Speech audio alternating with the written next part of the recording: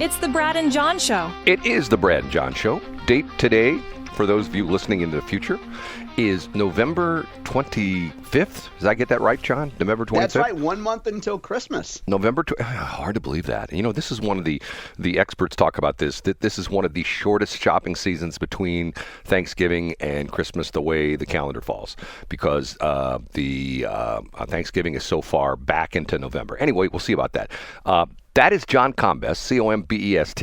He does this thing he's done for 23 years. Wakes up every morning. You do this in the morning, right? You don't do this at night. You do it in the morning? Correct. I do it in the morning, yeah. Every morning he wakes up early. He puts together this comprehensive list of what he thinks are the most important stories in the state of Missouri. Could be government, could be all sorts of different things. Could be, civic, could be goofy stuff like Patrick Mahomes getting fined by the NFL. Could be goofy stuff like that, right, John? Yeah, that's not on my website today, but I did send that to you, Brad. We'll talk about that. How sad is that? It's terrific. I love it. We have to take everything possible, Brad, every reasonable step to find people who make some sort of simulated gun gesture. We'll talk about this bizarre thing. And this was a game back, was earlier this month, wasn't it? It wasn't this past weekend. Yeah, it was earlier this It month, was right? pretty recently. Okay. John, and we get together with John every morning, and we get this guy on the radio. I'm Casey Kasem. And what does he do? Now on with the countdown. And John gives us the top three and starts with... In third place... Thanks to you, Brad, listeners to our show Friday had a heads up about the fact that Jason Rosenbaum had a fascinating piece that ran on Friday as part of his Politically Speaking podcast series. And, as usual, St. Louis Public Radio posted on Monday morning, and you can find a link to that version as well as the Apple iTunes version today. What's the story about? Brad, you teased it. The story is about the fact that the major narrative post-election coming from political observers has been the fact that voters in Missouri continue to send Republicans to statewide office in Missouri and to supermajorities in the state legislature, but seem to vote for relatively progressive policies when it comes to ballot initiatives. And Jason Rosenbaum took that issue to Missouri's longstanding top political consultant, John Hancock. Hancock was the special featured guest on Friday, and Rosenbaum asked him the question, hey, what gives here? Now, Brad, you talked about this last week. Do you have an answer for this? Well, I think it's somewhat, I look at it as a positive aspect because it shows that the people in Missouri are not like, well, I'm going to vote progressive and I'm going to vote, all the Democrats and all the progressive issues. I think that they're looking at this from a standpoint of what's good and what's bad, and they're picking their candidates, which may not necessarily be the same mindset as the ballot initiatives. You get what I'm saying? Yeah, I do get what you're saying. Now, Hancock brought up a couple really interesting points, which are, I think, the best one, Brad. Well, I'll pick out two. I think the most important point he brought out is the fact that if you look at recent initiatives, so you look at recreational marijuana in 2022, and then medical marijuana, which I believe was 2020, and then you look at things like Amendment 3 this year on abortion. In general, now before we go out picking exceptions here, Brad, in general, if you look at these ballot initiatives, there is a huge disparity between the pro side and the anti side. So, for example, $31 million, roughly $31 million was spent for the pro Amendment 3 initiative. And until the end, very little money was spent on the what you would call the pro-life side of that argument. Same thing could be true for medical marijuana. There was no really well-organized anti-recreational campaign in 2022. So Hancock's point is, number one, money, which doesn't guarantee success, but it certainly helps drive numbers.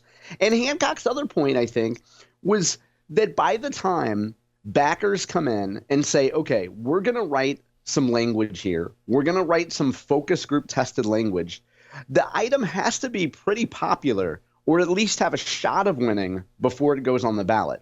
So in other words, there's already a natural screening mechanism. You're not going to take a horrible idea that's going to get rejected by voters and then write language for it to put it on the ballot if you don't have a really good shot at getting it passed. So that was the other salient point from Hancock there, is that by the time you get backers and by the time you put it on the ballot, you pretty much have an idea that it has a good chance to pass. So we could probably go through, Brad, in the last 2 decades and find an example or two where more money and better research and a better campaign team didn't push it over the line. But in general, those are 2 major factors. Let me think about this for a minute.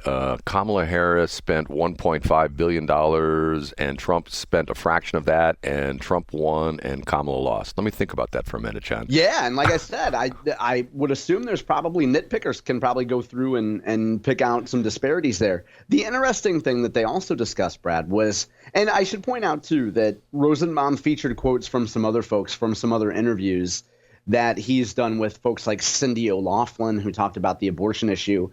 Hancock and Rosenbaum also talked about whether or not there might be future action on abortion, whether there might be another statewide initiative. I think the answer is probably yes. I think both Rosenbaum, not speaking for them, but probably Rosenbaum and Hancock, if you go back and read their transcript, they weigh in on this as well. And uniquely, Brad, the abortion topic and abortion spending and what's next plays a major role in story number 2. Okay, now a couple questions for you. I don't want to get past this. John Hancock, he is the guy that has been on Camo X and 97.1 for years. Teamed up with, what's his name? Kelly. What's the first name? Kelly. Yeah, Mike Kelly. And let's pause for a second, Brad. Excuse me, too. I linked to a story today. I wrote a column for the Missouri Times back in 2021 where I pitched the idea the Democrats need that a good, profitable hustle would be the black John Hancock. I call it BJ Hancock. You need a black female who's a version of John Hancock. But it's hard for anybody to match John Hancock's resume. He was a state representative, Brad. He ran statewide back in 1992 for Secretary of State. Excuse me. Hold on. Yeah, I think he ran in 92. I believe he ran in 90. He ran again in 1996. He lost in 92 to Becky Cook. Gosh, I might have these dates wrong. He lost in 96 to Becky Cook. I think he might have run in 92 against Jody Moriarty. That was a few years before my time.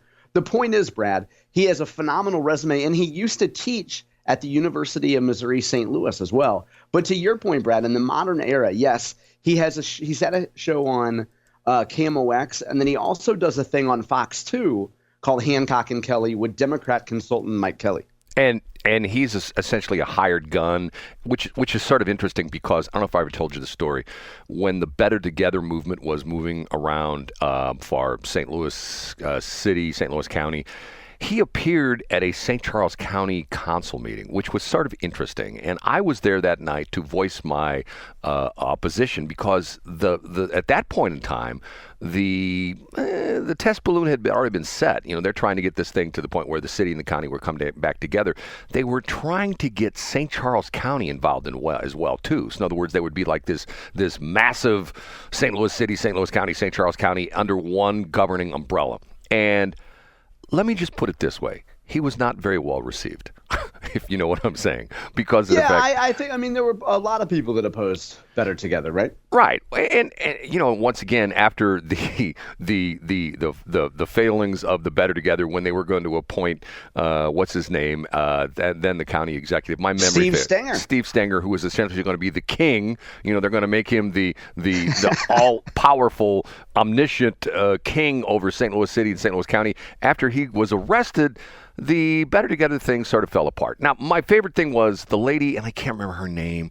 She's in other words, she's another hired gun. And yeah, you've talked about her many times, Nancy Rice. Okay, I was going to say. And then they had Robin Wabi was also involved in that effort as well, but you're talking about Nancy Rice. I was going to say Donna Rice. I knew it was some kind of food. I knew it was like rice, but Donna Rice is the lady on the national scene. Okay, it was Nancy Rice, and she came to a St. Charles County, or actually an O'Fallon Chamber of Commerce meeting, and made the comment about when she came out to St. Charles, I don't know where she lives, but she drove along Natural Bridge near the airport and that area by Umsel, and she thought it was just so sad that that area was so depressed.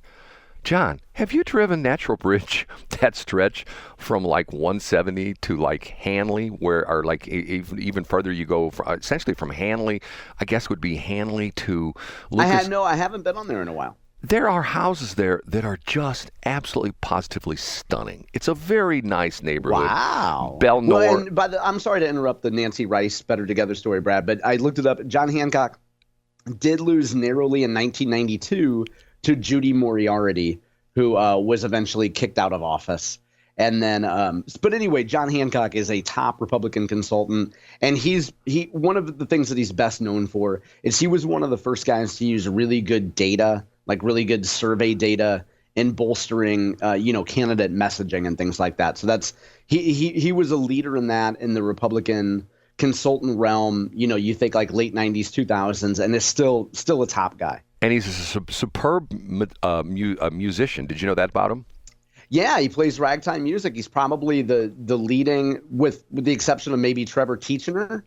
I'd say that John Hancock is probably one of the leaders of the ragtime music brigade here in the St. Louis area. And also a very good pool player as well, too. Did you know that about him as well, too? I did not know that, really. Yeah, supposedly he's like could almost be professional kind of pool player, but very talented guy. But obviously a hired gun because he does whatever anybody pays him money to do, and he goes to St. Charles County and makes interesting statements. I wouldn't say that's fair, Brad. I'd say he would work for issues that align with his ideology. I think to just call him a hired gun would be unfair.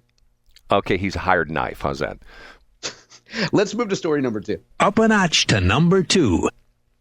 Speaking of reproductive justice, Brad, and speaking of money, I linked to a story today that came to us from the progressive blog called Missouri Independent, a content creator called Anna Sporer, Spoerre. Brad, this is one of those stories where I would suggest people scroll down to the very bottom of the story. Look for the exit piece, the little dagger at the end, to really figure out what the story is all about. And this story is about Amendment 3 and the coalition that paid for the promotion of Amendment 3 and wrote the language. And this says that that Amendment 3 was backed by more than $31 million in donations. And remember, Brad, it passed. It's going to be the law of the land on December 5th. Brad, if you were a pro-choice political consultant and you saw $31 million being spent, how might you feel about it? I would be upset because they didn't spend any money with me. How's that? There are many Brad Hildebrands in the Democratic Party and in the liberal wing of the Democratic Party. This piece, Brad, is about how a whole lot of money was spent on this, but not everybody had a seat at the table. More specifically, Brad, a lot of women of color were excluded from leadership.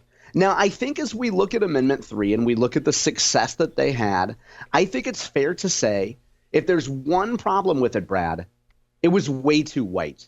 When you think about Amendment 3 and abortion, don't you look at that campaign and say, my main complaint with it is that there were too many white women involved? Well, do you mean like as far as like in the ads or things like that, or the behind the scenes? No, in terms of who was leadership? Who was really leading, Brad? Who was leading the drafting of the initiative? Who was leading the messaging? Who had a seat at what the policy would be? And frankly, how the money was spent. How can you have an important ballot initiative, Brad, and you don't have Pacs, not Tupac, not Afina Shakur, but I mean, how do you not have any people of color at the table, Brad? Well, John, I don't mean to be racial on this, but isn't this primarily a white issue? I mean, is it? Oh, my God, Brad. Next, you're going to tell me that if you had voted for Donald Trump. No, Brad. Do you know that 107% of reproductive violence issues involve people of color and maybe some transgenders or uterus havers? No, Brad. The abortion issue disproportionately affects women of color, and for more women of color to not be at the table is a travesty. Brad, I know we're getting low on time here. I would suggest people go and visit this fascinating story about how my people, as a 1% Senegalese man, how my people were excluded from the Amendment 3 discussions early on. And you know what? You know what those white women did, Brad? They didn't even put in Amendment 3 that Medicaid should fund abortions. Racist. But, John. So read the story, Brad. Now, you might go to the bottom of the story, like I did, and see that, gosh, there was a lot of money spent on it.